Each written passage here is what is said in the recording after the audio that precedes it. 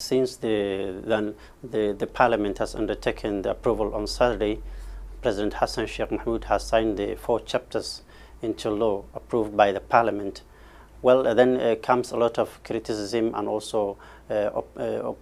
criticism coming from different parts of the country, especially from the opposition groups led by the former leaders, including President Hassan Sheikh Mohamud, former President Mohamed Abdullahi Farmajo, and also the other president, former President Sheikh Sharif Sheikh Ahmed. But the most significant part here is a statement coming from one of the oldest states here in Somalia, called Puntland, in northeastern part of the country, which has opposed the outcome of these amendments, saying that it has stopped cooperation with the federal government agencies, and it will not recognize the federal government until this issue of the constitutional amendments is resolved. They argue that they have not been consulted, and the due process of completing the constitution was not followed. So Puntland says that it will stop cooperating with the federal government agencies, and of course saying it will not recognize the federal government following these constitutional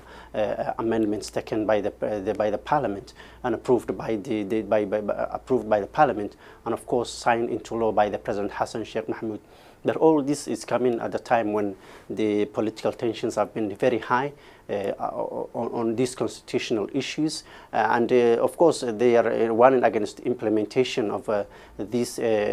amendments approved by the Parliament and of course signed by the President, which will of course take effect from the next elections, where the President will be directly elected by the people. And of course,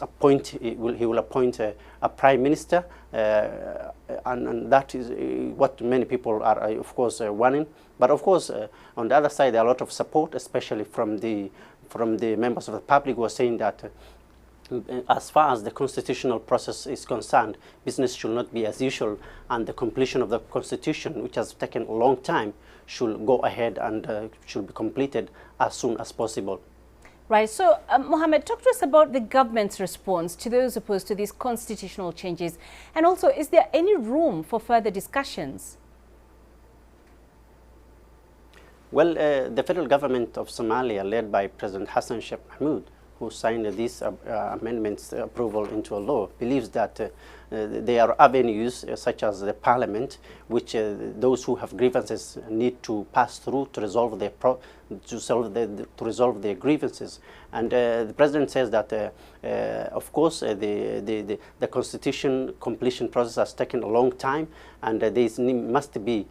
progress. Of course, there must be disagreement and agreements concerning some chapters, but that should be a disagreement, and all these things should be resolved through the concerned institutions such as the Parliament, the constitutional review process, and those who are opposing this move, including the opposition and also the states like Puntland, should use institutions like the Parliament and the constitutional review process to put forward their grievances, where the Parliament will review, and then that's how it needs to be moved forward by all the concerned parties, and not resolving to unconstitutional moves, like saying that they will not recognize the federal government, and of course sometimes armed confrontations. But we have seen that the international community, led by the United Nations office here in Somalia, has visited the president of Puntland in northeastern part of the country, and discussed how these issues can be resolved, and the Somali leaders can make a consensus to try and resolve this latest crisis related to the constitutional amendments.